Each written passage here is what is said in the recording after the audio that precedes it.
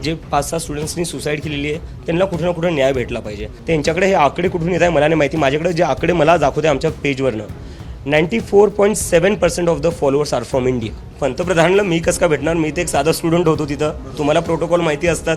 Indian youth जो आहे त्यांना पाकिस्तानी का म्हणताय तुम्ही? मी पाकिस्तानी, स्टुडंट्स पाकिस्तानी, पत्रकार पाकिस्तानी, अपोजिशन पाकिस्तानी, तर भारतीय इंडियन कोण? फक्त बीजेपीचे IT सेलवाले भारतीय आहेत का? आणि आपण सगळे पाकिस्तानी. अभिजित दिपकेची भूमिका, त्याचं म्हणणं आत्तापर्यंत सर्वांपर्यंत पोहोचलंय.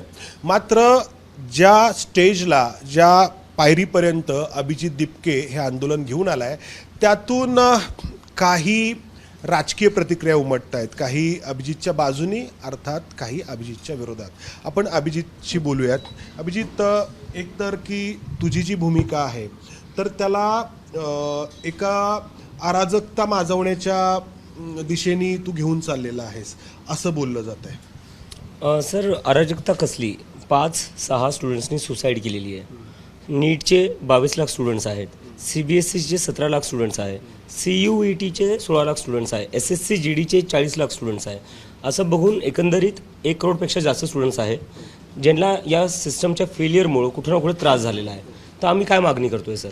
आम्ही मागणी करतोय की एज्युकेशन मिनिस्टरनी काहीतरी मॉरल रिस्पॉन्सिबिलिटी घेऊन रिझाईन करावं. डेमोक्रेसीमध्ये हे जास्त एक रोल एका पब्लिकचा. आम्ही पब्लिक म्हणून अकाउंटेबिलिटी मागतोय.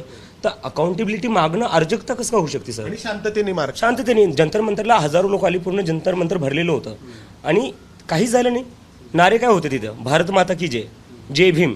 आता मला विचारते, हे जे लोक म्हणतायत अराजकता, जय भीमच्या घोषणा देणं हे अराजकता आहे? डॉक्टर बाबासाहेब आंबेडकर यांनी चळवळ चालवली, तिथून आपल्याला इक्वॅलिटी भेटलेली आहे. आणि हा देश, हे म्हणजे जे लोक बोलत आहे की मूव्हमेंट अराजक असती किंवा जे मूव्हमेंट्स करतात ते अराजक असतात, त्यांनी हे विसरू नये. आपला देश जो घडला आहे तो एका मूव्हमेंटमधूनच घडलेला आहे. आता डॉक्टर बाबासाहेब आंबेडकरांचं नाव घेतलं तर जे त्यांचे वारसदार आहेत सुजाता आंबेडकर, त्यांनीच म्हटलं की जर नेपाळसारखी परिस्थिती उद्भवली आणि परिस्थिती हाताबाहेर गेली तर त्याला जबाबदार कोण? आणि एका अर्थाने तुम्ही अराजकता माजवण्याच्या दिशेने जाताय असं सुजाता आंबेडकरांना म्हणायचं. ती त्यांची पर्सनल कमेंट असू शकते. I won't say anything on that. पण जंतर मंतरमध्ये आम्ही दाखवून दिलं की किती शांतपूर्णपणे हजारो स्टुडंट्स आले होते, हजारो यूथ आला होता. त्यांनी काहीच केलं नाही. त्यांनी शांतपणे आपली डिमांड ठेवली आणि ते म्हणले की धर्मेंद्र प्रधाननी रेजिग्नेशन दिलं पाहिजे. आमची फक्त तेवढीच मागणी आहे. We want accountability in this country, because if this country is not accountable then I don't know what is left in the democracy. तुझ्या येण्यामुळं, तुझ्या या आंदोलनामुळं जे प्रस्थापित पक्ष आहेत की ज्यांना वाटतं की अमुक एका मतांवरती आपलीच मक्तेदारी असायला हवी, त्यांना असुरक्षित वाटायला लागलंय. मला असुरक्षित, इन्सिक्युरिटी त्यांना का वाटते आय डोंट नो. कारण की आमचं फक्त एकच आहे, जे स्टुडंट्स आहेत त्यांना न्याय भेटला पाहिजे. जे 5-6 स्टुडंट्सनी सुसाईड केलेली आहे त्यांना कुठे ना कुठे न्याय भेटला पाहिजे. आणि मला वाटतं की जे अपोजिशन आहे ते पण सेम गोष्ट मागताय, आम्ही सेम गोष्ट मागतोय. So we are fighting for the same cause. पण याच्यातून त्यांची जागा व्यापण्याचा तू प्रयत्न करतोय, असं एक असुरक्षिततेची भावना आहे त्यांच्यामध्ये. तर शेवटी हे जाऊन एका राजकीय आंदोलनाच्या दिशेनेच जातं, हे आपला इतिहास सांगतो. सर, डेमोक्रेसी म्हणजे काय? डेमोक्रेसी म्हणजे काय ठराविक 1-2 लोकच असली पाहिजे का? डेमोक्रेसी म्हणजे काय? डेमोक्रेसीमध्ये there should be many more people who should be raising voice for the people. It's good for the democracy. तर याच्यावर प्रॉब्लेम कसा असू शकतो? मी तर म्हणतो की या देशात अजून जास्त पार्टी असले पाहिजे, अजून जास्त मूव्हमेंट असले पाहिजे, because that is a sign of a healthy democracy. नाही, पण आता याच्यातूनच संजय राऊतांनी एक वक्तव्य केलंय की तू अमेरिकेमध्ये पंतप्रधान नरेंद्र मोदींना भेटला आणि त्यांच्यासोबतचा एक फोटो त्यांना, संजय राऊतांना कोणी पाठवला. आता ते पुढे असंही म्हणतात की मला या फोटोच्या सत्यतेबद्दल सांगता येणार नाही. अरे बापरे, नाही, मी आय डोंट नो. म्हणजे AI जनरेटर असू शकतो. कारण की पंतप्रधानाला मी कसं काय भेटणार? मी ते एक साधा स्टुडंट होतो तिथं. तुम्हाला प्रोटोकॉल माहिती असतात.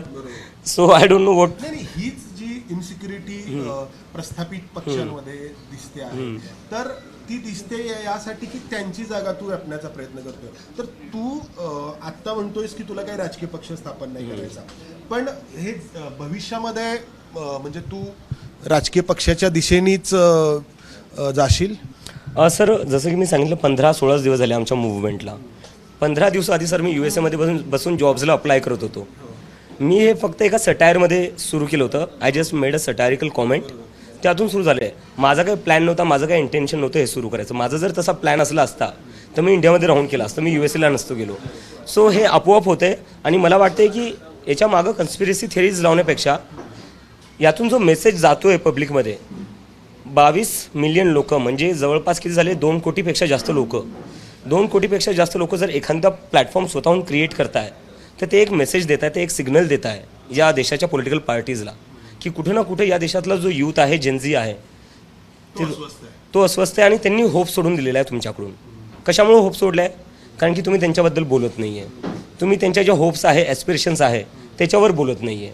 So I think rather than dismissing this movement using conspiracy theories why don't you address the real issues. त्यातूनच एक तक्रार आत्ता करण्यात आली आहे मुंबईमध्ये की जे फॉलोअर्स आहेत तुझे किंवा या आंदोलनाचे तर ते फॅब्रिकेटेड आहेत आणि ते वाढवण्यात आले आणि ते बनावट आहेत अशा प्रकारची एक तक्रार करण्यात आली आहे न्यायालयामध्ये. एक मिनिट, इथं जर रेंज असेल तर मी लगेच फॅक्ट चेक करतो, लाईव्ह फॅक्ट चेक.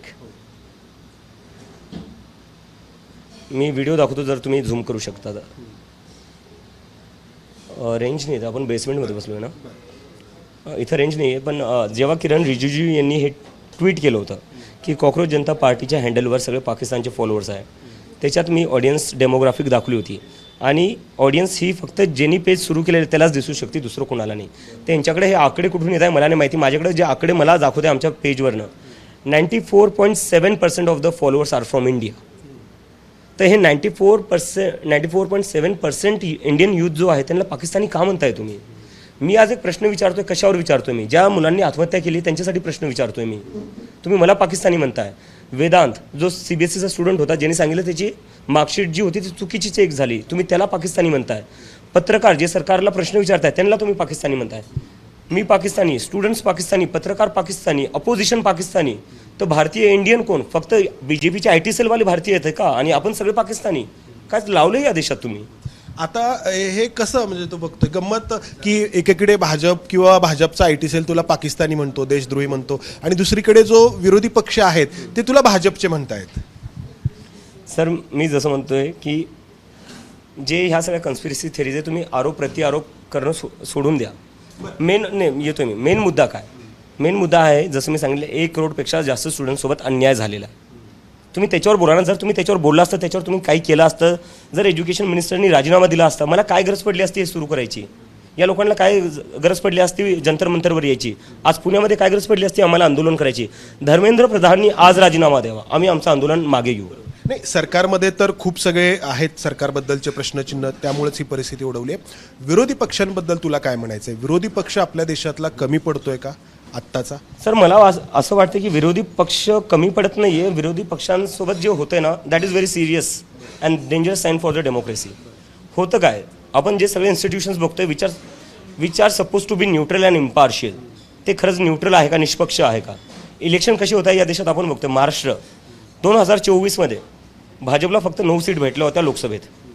6 महिन्याच्या आत परत निवडणुका होतात आणि त्यांना 132 सीटा भेटतात. 132 सीटा त्यांना पीक मोदी वेव्हमध्ये पण भेटल्या नव्हत्या. तेच नेते होते भाजपमध्ये. शिवसेनासारखा मेन अलायन्स होता, शिवसेना खूप मजबूत पक्ष होता तेव्हा, तरी भाजपला एवढ्या सीट भेटल्या नव्हत्या. 6 महिन्यात असं काय बदललं की तुम्हाला जेवढ्या सीटा मोदी वेव्हमध्ये येत नव्हत्या तेवढ्या तुम्हाला नंतर भेटल्या लोकसभेच्या?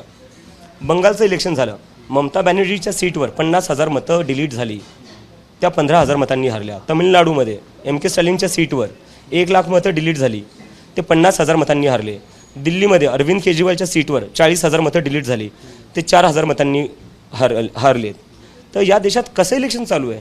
इलेक्शन म्हणजे काय? जिथं वोटर्स डिसाईड करतात गव्हर्नमेंट कोणाची बनेल. आपल्या इथं काय चालू आहे? गव्हर्नमेंट डिसाईड करते की वोट कोण करेल. 27 लाख लेजिटिमेट वोटर्स बंगालमध्ये कोर्टात गेले होते की आम्हाला मतं देऊ द्या, आम्हाला वोट करू द्या.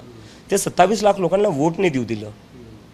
तर हे असं कसं इलेक्शन झालं? आता तू हा जो काही मुद्दा उपस्थित केला आहे आणि काही पक्षांची नावं घेतली, त्याला अनुसरूनच मला विचारायचं की या देशामध्ये विरोधी पक्ष विखुरलेले आहेत आणि त्यामुळं विरोधी पक्षांनी एकत्र यावं असं एक आव्हान केलं जातं विरोधी पक्षांच्या पातळीवरती आणि त्यातून विलिनीकरणाची चर्चा होते. जसं की ममता बॅनर्जींनी काँग्रेसमध्ये विलीन व्हावं किंवा शरद पवारांच्या पक्षांनी काँग्रेसमध्ये विलीन व्हावं. तर तुझा तर राजकीय पक्ष नाही आहे, तुझं आंदोलन आहे, तुझी चळवळ आहे, तर मग विरोधी पक्षांच्या सोबत तू आंदोलन करावं किंवा त्यांनी तुझ्यासोबत यावं, वाईस वर्सा. तर याबद्दल काही तुझ्या मनात काही विचार आहे? सर मला एक गोष्ट क्लिअर करायची, ही जी मूव्हमेंट आहे ही त्या लोकांची मूव्हमेंट आहे ज्यांनी कम्प्लिटली गिव्हअप करून दिलेलं आहे एक्झिस्टिंग पॉलिटिकल सिस्टमवर. त्यामुळं आम्ही स्वतः कोणत्याही पॉलिटिकल पार्टीशी असोसिएट होणार नाही, अफिलिएट होणार नाही. बट कोणत्या पार्टीला आमच्या मुद्द्यांना सपोर्ट द्यायचा आहे, स्टुडंटसाठी जस्टिस डिमांड करायचा आहे, न्याय मागायचा आहे, they are free to support us. But आम्ही कोणासोबतही असोसिएट होणार नाही. आमची ही मूव्हमेंट कम्प्लिटली इंडिपेंडेंट राहील. विरोधी पक्षांनी जर तुला पाठिंबा दिला तर तू घ्यायला तयार आहे? हां, आमच्या ज्या मागण्या आहेत त्याला तुम्ही पाठिंबा द्यायला तयार असेल तर यू आर वेलकम. कारण जर इतिहास पाहिला, गुजरातमध्ये चिमणभाई पटेलांचं सरकार होतं आणि एक विद्यार्थी आंदोलन सुरू झालं. जे विद्यार्थी आंदोलन पुढे जयप्रकाश नारायणांच्या नेतृत्वाखाली जी संपूर्ण क्रांती ची एक चळवळ उभा राहिली, त्याला एक प्लॅटफॉर्म त्या विद्यार्थी आंदोलनाने दिलेला होता.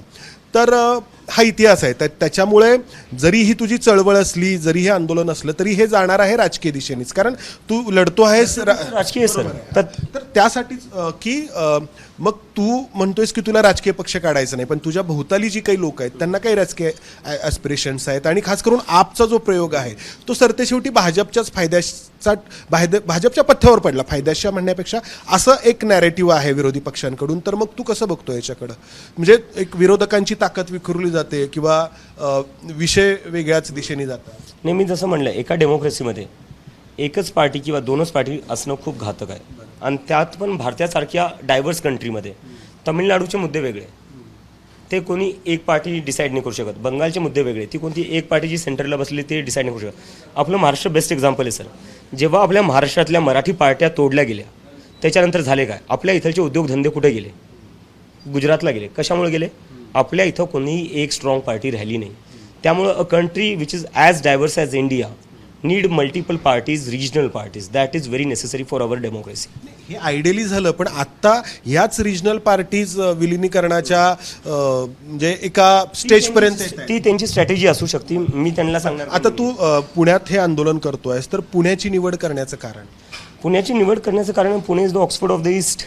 शिक्षणाचं माहेर घर आहे असं राहिलंय आता वाटतं तुला? हां, यावर मला एक बोलायचं आहे. म्हणजे 2020मध्ये जेव्हा मी पुण्यात होतो 19पर्यंत, तेव्हा Pune was among the top 10, top 15 universities in India. Very prestigious university. आज पुणे 91 नंबरवर घसरलेलं आहे. म्हणजे 5-6 वर्षात तुम्ही पुणे युनिव्हर्सिटीची काय अवस्था करून ठेवलेली आहे. सो या मागं निवडण्याचं कारणही हे की पुणे जी सगळ्यात जास्त प्रेस्टिजियस युनिव्हर्सिटी होती त्याचीही तुम्ही पूर्णपणे वाट लावून ठेवलेली. इथून तू कुठे कुठे जाणार आहेस पुण्यानंतर, आणि काय तिथं तुला अपेक्षा आहे? म्हणजे आता महाराष्ट्र आहे तुझं स्वतःचा राज्य आहे, इतर म्हणजे कर्नाटक असेल, हरियाणा असेल. आता आज रात्रीचा प्रोटेस्ट झाला की मी लखनौला निघणार आहे. तिथेही प्रोटेस्ट चालू आहे. उद्या सकाळी मी तिथे जॉईन होईल. त्याच्यानंतर मी अमृतसरला जाणार आहे पंजाबमध्ये. तिथून मी जाणार आहे बँगलोरला. बँगलोरनंतर मी जाणार आहे जयपूरला. आणि जयपूरनंतर आम्ही अजून ठरवतोय, मला नागपूरलाही बोलत आहे, तर नागपूरलाही माझी जायची इच्छा आहे. एक पत्रकार म्हणून आमचं इथलं निरीक्षण असं असतं की सावित्रीबाई फुले पुणे विद्यापीठामध्ये जिथे हे आंदोलन होतं आहे तुमचं, त्या विद्यापीठाच्या आतमध्ये इतर कोणाला आंदोलनाला परवानगी दिली जात नाही, ना विद्यापीठाकडून ना पोलिसांकडून. विद्यार्थी संघटना आतमध्ये करतात आंदोलन, बाहेरून दिली जात नाही. तुझ्या आंदोलनाला ही परवानगी मिळालेली आहे. तर हे कसं बघतोस तू? मी याच्यातून एकतर विद्यापीठांनी आणि पोलिसांनी परवानगी दिली आहे, एकतर तुझ्या आंदोलनाला ते घाबरलेत म्हणण्यापेक्षा त्यांना ती द्यावी असा एक दबाव त्यांच्यावरती आहे, की पुन्हा तोच की तुझं आंदोलन विरोधकांना नुकसानकारक ठरेल, भाजपला फायद्याचं ठरेल म्हणून हे होतं आहे? माझं आंदोलन हे कोणाला नुकसान करण्यासाठी, कोणाला फायदा करण्यासाठी नाही. माझं आंदोलन जे आहे ते स्टुडंट्ससाठी आहे. ज्या स्टुडंट्सनी आत्महत्या केली आहे त्यांना न्याय भेटला पाहिजे. आणि मला वाटतं परमिशन यामुळे भेटते की कुठं ना कुठं जे लोक सिस्टममध्ये बसलेले त्यांना कळालं आहे की आजचा यूथ जो आहे तो खूप फ्रस्ट्रेटेड आहे, तो खूप नाराज आहे. तर जर तुम्ही परमिशन देसाल तो त्यांना अजून का नाराज करसाल, तर त्यांना कुठं ना कुठे हे वाटते. धन्यवाद. तर आपण उत्तरं ऐकली. सगळ्यांच्या मनामध्ये या घडीला जे प्रश्न आहेत ते विचारण्याचा आपण प्रयत्न केला. आणि महत्त्वाचा मुद्दा की विरोधी पक्ष या आंदोलनाकडं, कॉकरोच पार्टीच्या आंदोलनाकडं खूप साशंक नजरेने पाहतायत, कारण आम आदमी पक्षाचा असलेला अनुभव. मात्र दिपकेनी जे म्हटलं की जर कोणा राजकीय पक्षाला त्याच्या आंदोलनाला पाठिंबा द्यायचा असेल तर त्याची तयारी आहे. विचार या विरोधी म्हणवणाऱ्या पक्षांनी करायचा आहे. कॅमेरामन विजय राऊत, समन दारगोंजारी, ABP माझा, पुणे.